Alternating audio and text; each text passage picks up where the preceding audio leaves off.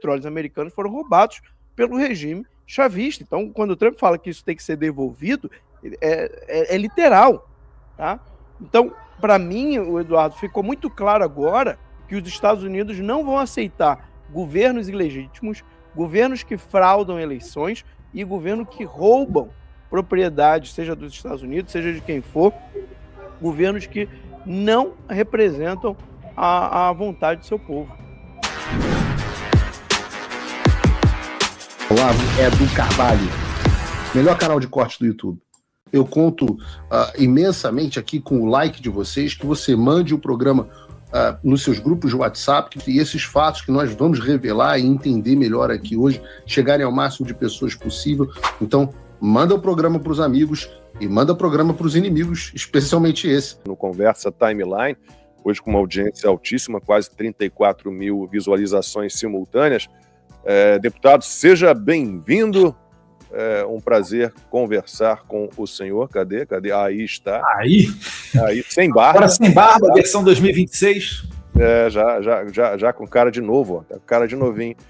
Deputado, obrigado pela participação. Eu imagino que o sentimento seja de esperança renovada, né? A gente começou o ano tão mal, com o presidente Bolsonaro voltando à superintendência da Polícia Federal, depois a prisão do Felipe Martins, mas, felizmente, algo para nos dar alento, que foi essa operação incrível dos Estados Unidos para capturar o Nicolás Maduro. Muito obrigado. Qual é o sentimento neste momento?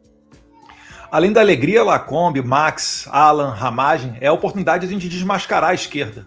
A gente está vendo na realidade o quanto de apoio que tem essa operação, que não é uma operação contra a soberania de um presidente, mas para a liberação de um povo que era massacrado por um ditador. Então, cada vez mais, para aquela pessoa que não segue a política, que não quer se misturar naquele embate direita versus esquerda, etc., isso eu deixo de lado. Quando ele para olhar a realidade, ele está vendo agora que, sim, quem tem razão é o pessoal da direita, ou ao menos não de esquerda, né? Então, eu acho que é mais uma oportunidade para a gente expor isso, para entrar nos detalhes. Eu estava acompanhando aí o Max falando das conexões com o regime iraniano. É importantíssimo essa queda do Maduro para dar também mais um fôlego à população, que está praticamente desde o Réveillon nas ruas do Irã. Eu sigo muito um perfil aqui de Israel, que é do Hanania Naftali. Ele há muitos anos mostra a realidade de Israel, o que ocorre ali no Oriente Médio, e ele está mostrando agora vídeos de mulheres sem o véu, sem o hijab, dançando nas ruas. E isso é praticamente uma chamada para o all-in. Tipo, vamos com tudo, é tudo ou é nada. Por quê? Porque as mulheres nas ruas dançando, elas cometem 2 crimes no Irã. Primeiro, estar sem o véu, sem o hijab, isso é crime. Inclusive, teve uma mulher que faleceu no Irã por conta disso. Lá existe a polícia religiosa que fica na rua conferindo quem está vestindo o véu de maneira correta. Então, se você deixar o cabelinho um pouquinho para fora, você pode ser punida de multa até ser espancada. E dançar também é um crime para as mulheres no Irã. É proibido usar ela dançar em público. Então, quando você olhar um vídeo do Irã das mulheres sem o véu na cabeça dançando, aquilo é quase que a expressão máxima de vamos derrubar o regime. E num desses posts aí do Naftali, você vê também uma mãe que acabou de perder o filho assassinado num desses protestos, porque tal qual ocorria na Venezuela, e deve estar ocorrendo agora, né?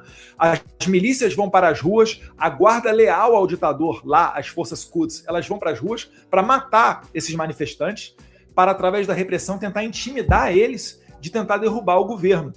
Então, uma mãe que teve o filho assassinado, no cortejo fúnebre do seu filho, está lá sem véu e dançando, no momento em que poderia se exigir dela, né, o máximo luto, uma tristeza totalmente compreensível. Ela não. Ela está falando, meu filho morreu, mas vai valer a pena, que a gente vai derrubar esse regime. Então, olha a magnitude dessa queda do Maduro. Nada acabou. A gente sabe que tem um dever de casa a ser exercido com a força dos norte-americanos, porque o povo da Venezuela foi desarmado, com a ajuda dos cariocas do Viva Rio, né, do Rubens César, o nome dele, né? Rubens César. Ajudou a desarmar o povo venezuelano, então eles ficaram reféns do Maduro, mas com a força norte-americana há um sentimento de esperança sim, Lacombe, para que esse ano novo seja um ano de muitas mudanças, não só na Venezuela, mas no Irã e, Deus quiser, também no Brasil. E olha, Eduardo, o Trump postou agora há pouco Na verdade, não sei se foi ele que postou, se foi a imprensa, mas tem uma foto dele dentro do Air Force One com o senador Lindsey Graham segurando um chapéu escrito Make Iran Great Again. Né? Não sei se a produção consegue colocar aí, né? Mas E só rapidinho, Max, para explicar, acabei não completando a informação. O The Times, né, o jornal britânico, publicou um relatório de inteligência do Irã com um plano de fuga do Ali Khamenei. Ele deixaria o Irã, se os protestos não forem controlados, começaram em Teherã, na capital, já se espalham por 70 cidades do Irã, e eles estão monitorando ali, o regime dos ayatollahs está monitorando. Se a situação não for controlada, o plano é que ele vá para a Rússia, o Ali Khamenei, com 20 assessores e parentes mais próximos. Igual o Bashar al-Assad, né? Uhum. Agora, deputado, eu queria ver a sua opinião sobre como... Ex-deputado, me respeita. Não. Para com esse negócio. Aqui na timeline não tem isso, não. Deputado. Eu não estou chamando deputado Ramage de deputado de senhor, porque é parceiro aqui agora, torno você. Mas é deputado Eduardo Bolsonaro. Nós vamos criar um governo Os interino aqui. ex-deputados, eu me arrisco a dizer, os ex-deputados são os candidatos que levariam mais votos nessa eleição se pudessem participar. verdade. Anota aí. Exato. Um dia será. Exato. Ô, Eduardo, mas a gente vai criar um governo interino aqui, aí a gente continua reconhecendo tudo que o governo ilegítimo diz que não é mais. Mas enfim, vai lá, Max. Não, mas tem um pouco a ver com isso, porque eu queria, Eduardo, assim, ver a sua opinião sobre como que você está enxergando a mudança dentro da América Latina, né? Brasil, Colômbia, Cuba, ou seja, foi um recado enorme que os Estados Unidos deu, e assim, uma demonstração de força militar também fantástico, o fato de não ter perdido sequer um soldado nessa operação, onde pelo menos 32 agentes cubanos foram mortos, a gente não sabe ainda o número de venezuelanos que foram eliminados aí nessa operação, mas para mim assim, está muito claro, porque pouca gente fala disso. Os poços de petróleo dos Estados Unidos na Venezuela foram expropriados pelo regime chavista. Ou seja, foram roubados pelo regime chavista. Pouca gente está falando isso. Quando o Trump fala que eles roubaram o nosso petróleo, não é no sentido figurado, né, metafórico. Não, é verdade. Aí está o Make Iran Great Again, aí valeu. Mas é verdade isso. Foram roubados, poços de petróleo americanos foram roubados pelo regime chavista. Então, quando o Trump fala que isso tem que ser devolvido, é literal, tá? Então, para mim, o Eduardo, ficou muito claro agora que os Estados Unidos não vão aceitar governos ilegítimos, governos que fraudam eleições e governos que roubam propriedades, seja dos Estados Unidos, seja de quem for, governos que não representam a vontade do seu povo. O Marco Rubio ele deixou muito claro isso, né, que eles não vão permitir que aqui na região norte-americana o petróleo seja assaltado por potências concorrentes dos Estados Unidos. Não há soberania sem liberdade. O petróleo ele não era revertido para o bem da população da Venezuela. Se o fosse, a população da Venezuela estaria tão feliz quanto a população dos Emirados Árabes Unidos. Inclusive, brinco com uns amigos meus, que eu falo, você já foi aos Estados Unidos? Às vezes a pessoa até já foi. Você já foi para Dubai, Abu Dhabi, Manama, lá no Bahrein, Kuwait? Não. Então espera, o dia que você for lá para os Emirados Árabes, você vai ver o que é primeiro mundo. Assim, é absolutamente nenhum lixo na rua, nenhum morador de rua, os prédios, as coisas mais lindas e grandiosas que tem no planeta Terra, e tudo com base em petróleo, sendo que esses países têm menos petróleo do que a Venezuela. Então, quando falam em soberania, a primeira coisa que eu salto da cadeira é com relação a isso. Gente falando que os Estados Unidos entrou para usurpar e roubar o petróleo venezuelano. Não é nada disso. Eu comparo, inclusive, a operação do Trump na Venezuela é igual uma operação policial que entra na favela e prende o dono do morro.